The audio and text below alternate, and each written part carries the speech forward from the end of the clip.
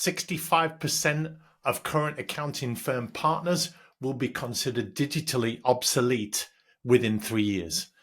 But here's the real shocker. And I've been talking a lot about private equity over the last few weeks on this Accounting Influencers show because it is a game changer. More than AI, more than the Excel spreadsheet, more than the cloud, it's going to be what shapes the accounting world beyond anything it's known before. It's going to cause the most amount of disruption. It already is.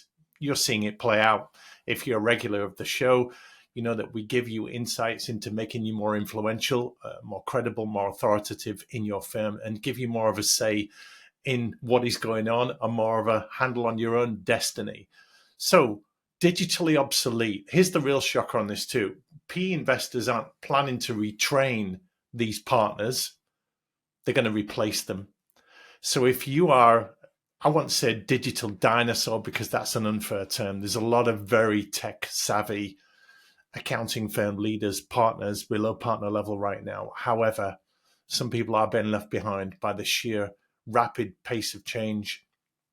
ChatGPT, we've heard about, but that is just one manifestation of the way the game is moving on, and not everybody is keeping up.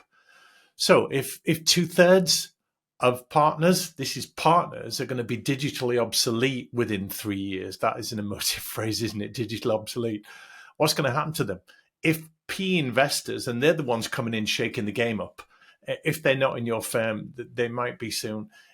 If they're not going to retrain them, they're going to be cast to one side because they're going to replace them. What now? Replace them.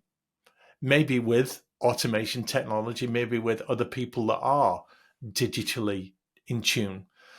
So private equity-backed firms are building a new breed of tech-savvy leaders who are going to make traditional leaders extinct. That is the headline here. The question isn't whether this digital divide will happen, it's whether you're going to be on the right side of it. So yes, I'm Rob Brown. This is the Accounting Influencers podcast. If you are a leader looking to build your authority and your strategic importance in accounting, you're in exactly the right place. Every week, we give stuff like this to help you be informed. So let's talk about this rapidly changing generation of accounting leaders. Let's put them into two groups, ones that will thrive under private equity and those that will become obsolete, because the transformation happening in accounting isn't just about implementing new tech, it's fundamentally reimagining how accounting firms operate, how they integrate their tech, how they serve their clients, and how they're creating value. There are the phrases, that's the vocabulary of private equity. And consider this, private equity-backed firms are investing an average of $50,000, put that in your own currency, per professional in technology and transformation. That's 5 times what traditional firms are spending. So when private equity comes in, there's a whole load of cash because they want improvements. They know improvements requires resource, and they're going to improve people. They're going to improve systems, technology upgrades, skill upgrades. If they're going to invest $50,000 per professional in technology and transformation, and if that is 5 times what traditional firms are spending, then if you are a traditional firm with a traditional model and no private equity money, how are you going to compete with that?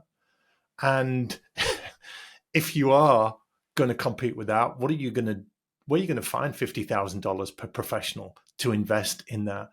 But here's what's making it really interesting for me. They're not just buying new software. They're not just throwing money at firms. You can buy a football team or a sports team and throw money at it, and that doesn't necessarily guarantee success. But these private equity-backed firms and the firms with more advanced business models, they're more progressive. They're building entirely new service models. So they're going beyond the software. And many traditional leaders don't understand these new service lines, let alone how to lead them. So let me share something that happened recently at a PE-backed firm. They presented their transformation strategy to the partner group, and half of the partners couldn't even follow the discussion. One partner said, "I realized I was becoming a dinosaur in real time." We've seen that happen in many meetings, haven't we? The people that just zone out, they just feel like it goes above their heads. No disrespect to them, that they've served their time, they've been relevant in their time, but relevance is slipping away from them. And it's not just because they're not tech savvy. We can all get a little bit better with tech for sure. But they they're almost resistant to the change. They're almost resentful of the change. So if you, but you probably won't be, because you listen to the show, you watch this show, you are ahead of the game, you're being proactive and not reactive. But if you see people becoming a dinosaur in real time, then within months, these partners are going to be moved into reduced roles or given exit planning, which is potentially what they want. It's the new reality in accounting. Within 6 months, 40% of partners that are digitally obsolete are going to be moved into reduced roles, given less autonomy, power in the firm, or shown the door. This is the new reality in accounting. Private equity investors aren't interested in gradual change or glacial change or protecting the status quo. They're looking for leaders who can drive rapid transformation while maintaining the quality, while growing the revenues. And they're finding that traditional accounting leaders are not equipped for this. They're not ready for it. They don't want it. So here's what makes this critical for you right now. The firms that successfully transform aren't the ones with the biggest budgets or the latest tech. They're the ones with the leaders who understand how to bridge the gap between traditional accounting excellence and digital innovation. So let's have a look at what successful transformation leaders, and that's what I'm calling them, transformation leaders. As an accountant or CPA, you don't maybe see yourself in that role, but private equity are looking for people that see themselves in that role, because that's what's happening more and more in accounting firms. So what are these transformation leaders doing in private equity-backed firms? Or even in independent firms? You can still have them, but they tend to be more prevalent, don't they, in private equity-backed firms? First thing is they're thinking about technology differently. They are imagining the way technology is going. They're not just looking at technology as a way to automate existing processes. They're looking at it as a tool to create new service offerings, new client experiences. One private equity-backed firm recently launched a real-time business intelligence platform that gave clients hands-on information, completely changed the client relationship to periodic reporting to an almost continuous advisory cycle, because you've got real-time data. Now, that seems pretty obvious, doesn't it? But still, 2/3 of accountants don't automate a bank feed for their clients. That's astonishing. That's data from zero. That's in America. It won't be much different in the UK. The digital firm is a long way off. So when you're talking about launching a real-time business intelligence platform, what might that look like for your client experience? A private equity-backed firm was able to do that. Yes, it had the investment coming in to do it, but it had the vision to create it, design it, develop it, implement it, adopt it, sell it to clients, and handle it. So periodic reporting to continuous advisory, is that the future? Second thing PE is doing is reimagining talent deployment. Who goes where? They're creating hybrid teams that combine the accounting expertise with the data analytics, with the process design, the technology skills, putting the right personalities together. Traditional firms are still trying to turn every accountant into a tech expert. They're still trying to fit traditional people into traditional roles. And you can see them in the job boards: audit manager, tax manager, audit professional, assurance specialist, traditional roles. And they want to bring people with the skill set for those roles into a technology environment where they're trying to upgrade them on the tech skills. But private equity firms are building diverse teams with complementary skills. That's not just about the tech. And by tech, I mean technology, but I also mean technical skills. You've got to get outside the technical skill set, because that's just a given. That just gets you in the game. But private equity are raising the game for all of us. Third thing we're seeing PE doing is changing how success is measured. Now, I spoke in the last episode about performance bonuses, performance metrics. We've all got to hit targets. We've all got to make a plan. We've all got to hit the numbers. If you're a partner in the making, you'll be expected to have new business targets and bring in new business, new opportunities for the firm, opening doors. That's a whole new skill set that should be embraced. in growth, where's the new business going to come from? But not just any business, the right kind of business. So PE-backed firms or innovative, progressive firms are changing how success is measured. So it's not just realization rates, it's not just billable hours. They're tracking other metrics, digital adoption, innovation impact. I don't know exactly how they're doing it, but they're doing it. You may be doing it at your firm. Client engagement scores. We've heard of NPS scores, the Net Promoter Scores. I also learned recently about employer Net Promoter Scores. So how are your talent recommending you as a great place to work? Remember that the Net Promoter Score is essentially asking the question, how likely would you be to recommend our services? Well, the employee or employer Net Promoter Score is how likely would you be to recommend us as a great place to work? We talk a lot in our Account of Talent podcast of your employer brand and having a narrative that people can buy into, but what kind of place are you to work? And that creates a Net Promoter Score. So private equity is recognizing things like this: client engagement, employee engagement, innovation impact, digital adoption. And if you cannot speak this new language as a leader, a boss, a manager, running a team in a position of responsibility, if you can't understand this vocabulary and speak this language, you're going to find yourself increasingly sidelined, increasingly marginalized, increasingly irrelevant. And that's what I don't want to happen to you. So here's what this means for you as a leader. To stay relevant and influential in these new environments, you've got to master 4 critical capabilities to avoid falling down the digital chasm. Number 1, you've got to be digitally fluent. You don't need to be a programmer or write code, but you do have to understand how the technology is reshaping the profession. That involves understanding AI and automation and analytics and how that creates value for your firm and your clients. So that's the first thing, digital fluency. You don't want to be digitally obsolete. You don't want to be becoming a dinosaur in real time, as we see in meeting rooms all over the place. And this isn't a factor of age, is it? We all know very digitally savvy people of all kinds of ages. Some of them are the oldest people in a firm, but they get it. So digital fluency, think of that as something you should be moving towards. Number 2 is innovation leadership. Now, it sounds grand. This basically means learn how to lead change, transformation initiatives, understand change management, understand what agility means and different methodologies for agility.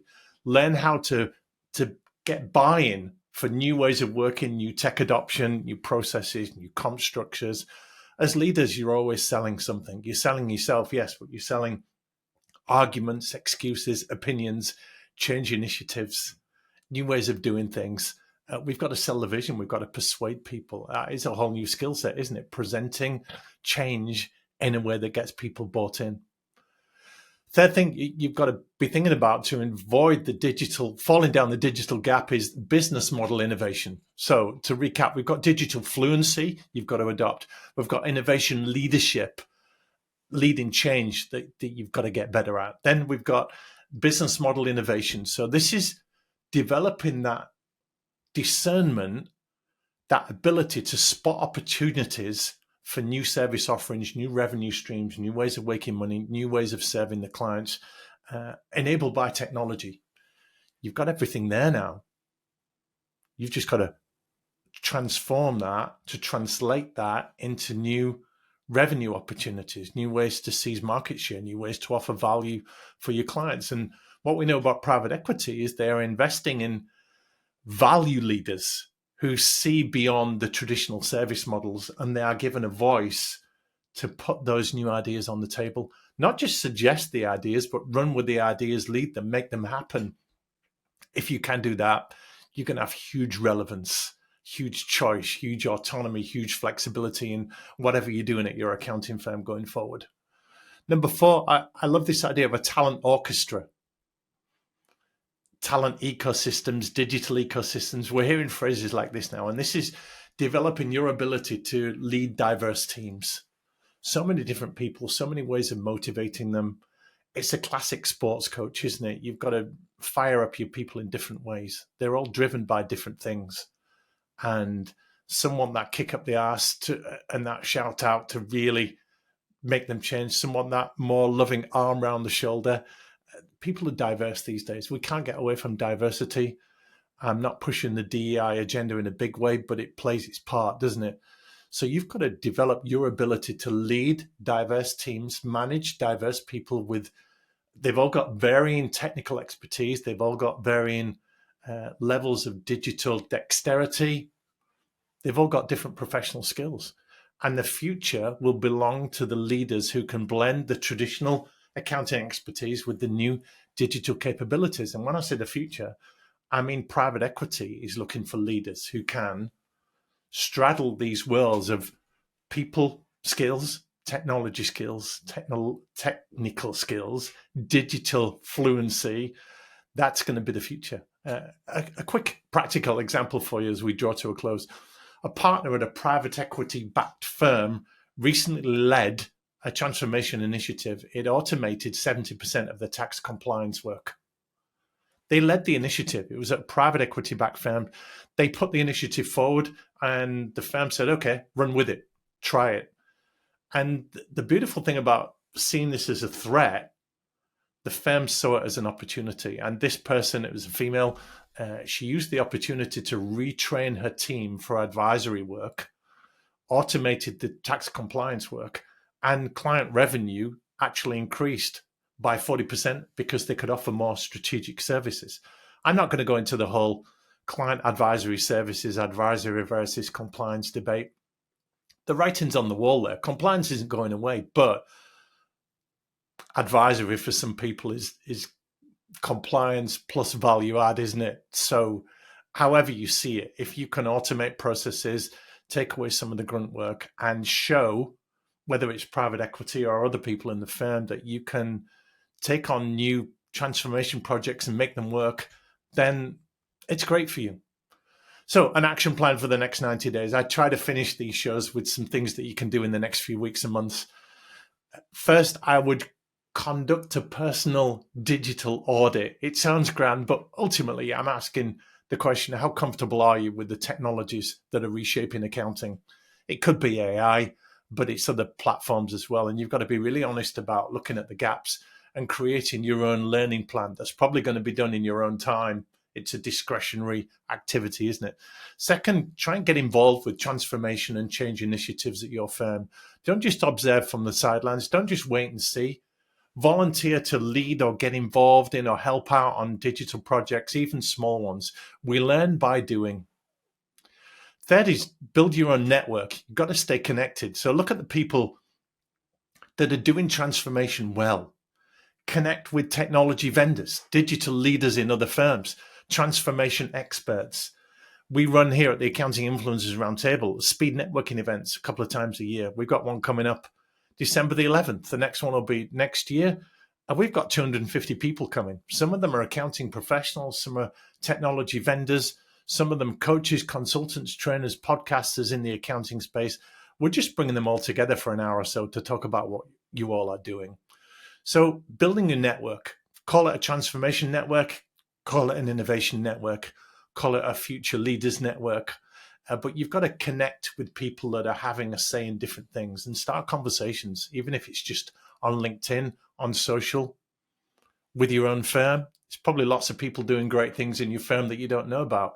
Understanding the possibilities and that people, connections, personalities, networks are involved in these possibilities. This is your number one push to leading change better.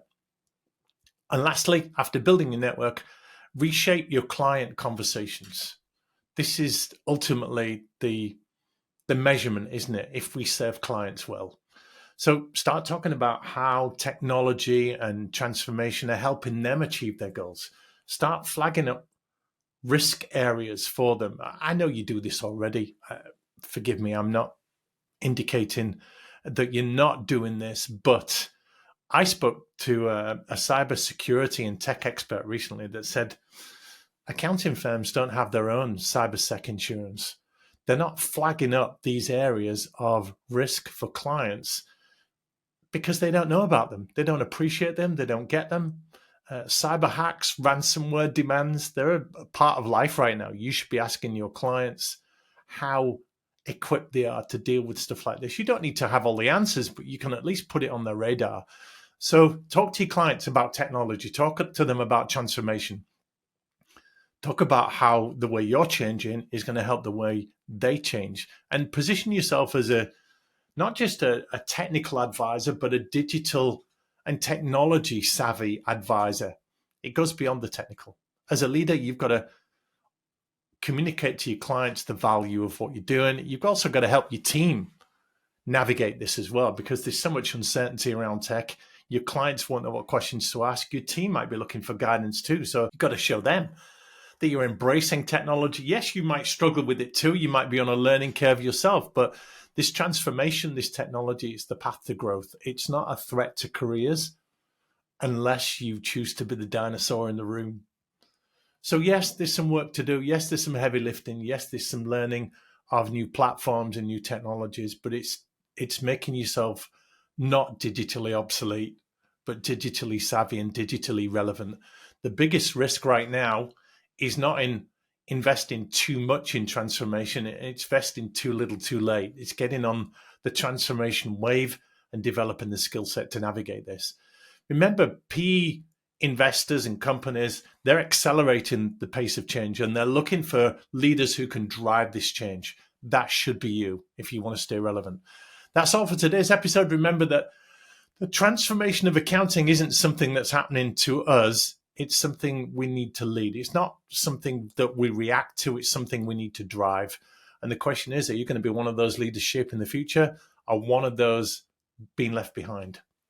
If you want to have more of a voice in your firm, be more of an accounting influencer, I'm working with 12 people over the next year or two to interview them every month and create thought leadership for them and create video snippets and get out of them their stories of success, the great things they're doing with the clients, their areas of expertise, their passions, and helping them to create these opinion pieces and insights very, very quickly, but naturally. If you want to be a part of that project, then reach out to me on LinkedIn. We'll have a conversation. Thank you for listening to the Accounting Influencers podcast, where we help build your authority and your influence and your relevance in the accounting profession. Don't be falling through the digital gap. Don't be a dinosaur in real time. Take on some of these strategies and raise your game. Have a great day.